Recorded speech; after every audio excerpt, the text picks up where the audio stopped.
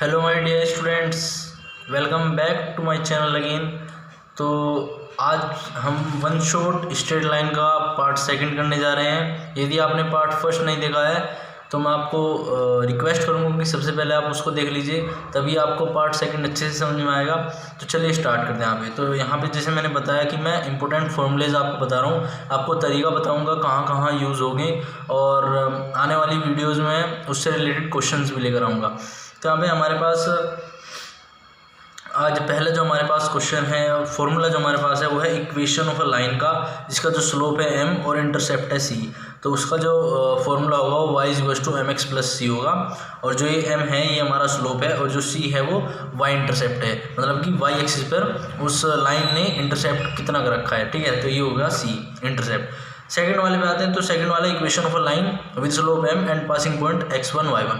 तो यहाँ पे आपको देखिए कि हमारे पास हमें एक इक्वेशन ऑफ लाइन निकालनी है जिसमें हमें हमारा स्लोप गिवन है उस लाइन का, और हमें पासिंग पॉइंट गिवन है x1 y1 हमारे पास पासिंग पॉइंट्स है, स्लोप हमारे पास गिवन है। तो जो उसकी इक्वेशन होती है वो y minus y1 equal to M X minus x1 होती है। ये होती है आपकी equation of a line when we have slope and passing point. ठीक है, अब यदि हमारे पास एक पासिंग पॉइंट्स हैं, और अभी मैंने आपको लास्ट वीडियो में बताया था कि स्लोप किस टाइप से निकाल सकते हैं। स्लोप दो टाइप से निकाल सकते हैं, एक तो m equals to tan theta होता है, और एक m इक्वल टू यहाँ जब हमारे पास दो पासिंग पॉइंट होते हैं उस तरीके से। तो यहाँ पे हमारे पास एक ही पासिंग पॉइंट है। यदि हमारे पास दूसरा पासिंग पॉइंट भी होता तो उसके द्वारा हम स्लोप निकाल लेते, और स्लोप निकालने के बाद यहाँ पे कोई सा भी आप पॉइंट पुट कर सकते, तो वो आपकी चॉइस हो जाती। ठीक है, तो थर्ड वाले पे आते हैं। थर्ड वाले पे हमें इक्वेशन ऑफ अ लाइन निकालनी है। तो यहाँ पे हमें नॉर्मल फॉर्म निकालनी है, इक्वेशन ऑफ अ लाइन निकालनी है नॉर्मल फॉर्म की। तो यहाँ पे हमारे पास x cos alpha plus Y sine alpha equal to p. P क्या है हमारे, पी है हमारी नॉर्मल से डिस्टेंस, हमारी उस लाइन की नॉर्मल से डिस्टेंस इक्वल टू होती है पी। पी हमारी नॉर्मल से डिस्टेंस है, तो जो इसका फॉर्मूला है वो है X cos alpha plus Y sine alpha equal to P. तो एक आया कैसे, थोड़ा सा आपको हिंट दे देता हूँ। यहाँ पे देखिए हमारे पास अल्फा एंगल है। ठीक है, अल्फा एंगल। तो यहाँ पे अल्फा एंगल को हम दो कंपोनेंट में डिवाइड कर लेंगे। एक आ जाएगा यहाँ पे पी कोस अल्फा, यहाँ पे आ जाएगा पी साइन अल्फा। तो यहाँ पे हमारे पास ओ एम निकाल लेंगे हम। उसके बाद हम हमारे पास ओ एम आ जाएगा और हमारे पास ओ एन आ जाएगा। तो ओ एम और ओ एन आने के बाद हमारे पास एन कोऑर्डिनेट्स आ जाएंगे एन के। तो हमारे पास ये कोऑर्डिनेट्स आ गए, और इसके द्वारा हम स्लोप निकाल लेंगे, और ये परपेंडिकुलर है तो यहाँ पे भी हम स्लोप निकाल लेंगे। तो एक स्लोप हो गया और एक हमारे पास पासिंग पॉइंट्स हो गए, तो हमारे पास ये वाला फॉर्मूला लग जाएगा।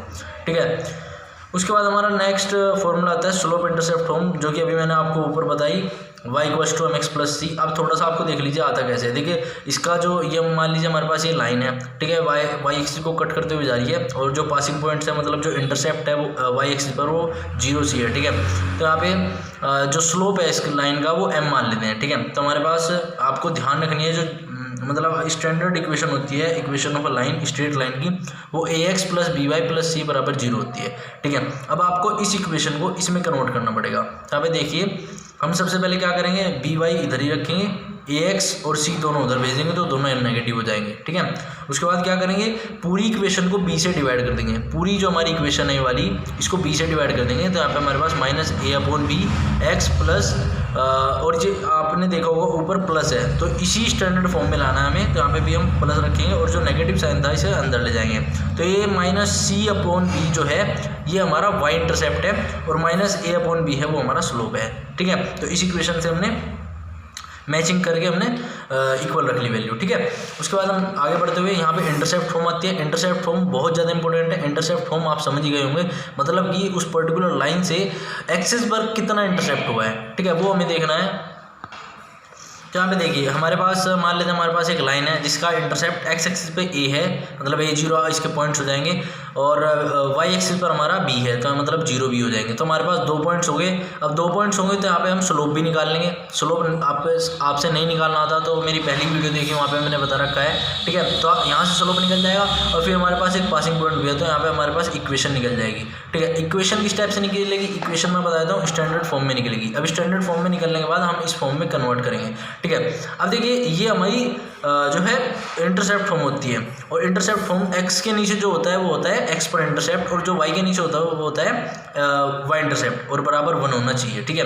अब देखो मान लेते हैं हमारे पास ये स्टैंडर्ड फॉर्म की इक्वेशन हमारे पास गिवन है। अब इसको हम इसमें कैसे कन्वर्ट करेंगे, how to convert this equation into this, तो कैसे करोगे, मान लीजिए हमारे पास ये इक्वेशन है, तो सबसे पहले मैं सी को इधर भेज देता हूँ। ठीक है।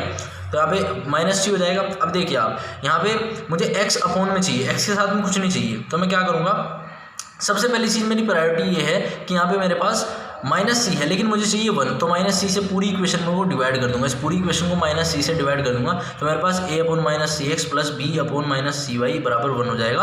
अब आप देखेंगे कि यहाँ पे x है, अब ये मुझे अपोन में चाहिए, तो x अपोन में, तो यहाँ पे माइनस सी अपॉन ए हो जाएगा। ठीक है, क्योंकि ये रेसिप्रोकल होकर नीचे चला जाएगा, उसी तरीके से हो जाएगा माइनस सी अपॉन में बी, तो y अपोन में माइनस सी अपॉन बी हो जाएगा।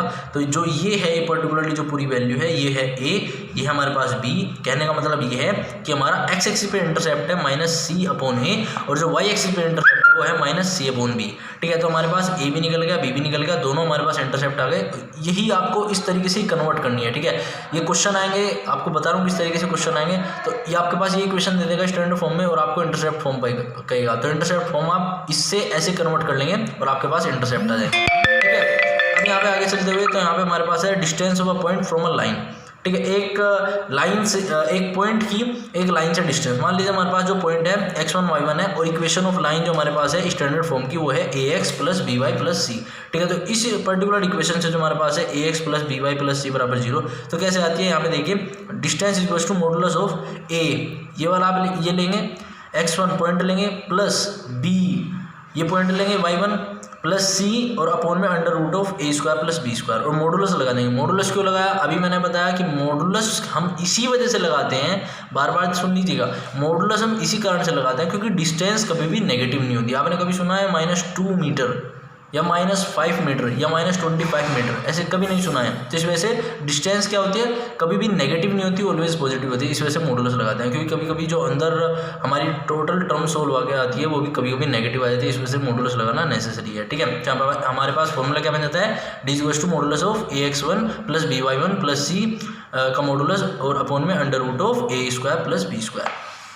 अब हमारे पास नेक्स्ट फॉर्मूला आता है distance between two parallel lines. मान लेते हैं हमारे पास एक ये लाइन है पर्टिकुलरली, और एक हमारे पास ये लाइन है। ये दो लाइन हमारे पास है ax plus B Y plus c1 = 0, और दूसरी है ax माफ़ कीजिएगा, हाँ यही है ax plus B Y plus c2 = 0।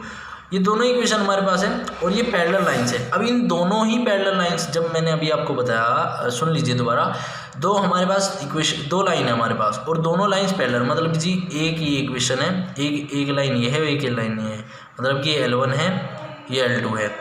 ये वाली जो है ये इक्वेशन ये L1 लाइन के है और ये L2 लाइन की है। ठीक है, अब जो दोनों ही लाइन आपकी पैरेलल है तो दोनों के स्लोप इक्वल होंगे, दोनों के स्लोप इक्वल होंगे, मैंने आपको पहली वीडियो में बता रखा है। तो जब दोनों के स्लोप इक्वल होंगे तो आप c2 - c1 का मॉडुलस और under root of a square plus B square लगा के फॉर्मूला आप यहाँ पे डिस्टेंस निकाल सकते हैं दोनों ही लाइन के, मतलब कि आप ये निकाल लेंगे, ये होता है d। ठीक है, तो आप इन दोनों के बीच की डिस्टेंस निकाल सकते हैं इस फॉर्मूले को यूज़ करके, c2 - c1 अपॉन में under root of a square plus of b square. अब नेक्स्ट हमारे पास फॉर्मूला आता है equation of family of lines passing through point of intersection of two lines. हमारे पास दो लाइन है, अब दो लाइन से हमें इंटरसेक्शन, दोनों के इंटरसेक्शन से एक लाइन पास हो रही है, वो चीज़ हमें चाहिए। तो यहाँ पे सबसे पहली चीज़ आप इस तरीके से लिख देंगे, मान लीजिए हमारे पास a1x plus b1y plus c1 = 0, और सेकंड हमारे पास इक्वेशन है a2x plus b2y plus c2 = 0। तो दोनों के इंटरसेक्शन से कैसे पास आउट होगी, आप इस तरीके से पास होगी, ये तो आपको नेसेसरी है। अब आप क्या करोगे, यहाँ पे बहुत सारे केसेस रहेंगे कि जो आपके पास लाइन है उसमें पॉइंट दे देगा आपको, तो पॉइंट दे देगा तो x और y की वैल्यू आप रख देंगे। ठीक है, तो आपके पास k की वैल्यू हो जाएगी, फिर जो पासिंग मतलब आपकी जो फैमिली ऑफ लाइंस निकाल लिया उसकी सिंबल से आपके पास इक्वेशन निकल जाएगी। एक आपको दे सकता है कि इसमें क्या देगा कि पैरेलल टू y एक्सिस है, और एक आपका देगा इंटरसेप्ट है, तो इस टाइप से आपको कुछ कंडीशन दे देगी, वहाँ से आप इजीली निकाल सकते हैं। थैंक यू फॉर वॉचिंग, और वीडियो अच्छी लगी हो लाइक करना है, वीडियो को शेयर करना है, और चैनल को सब्सक्राइब करना है। Thank you.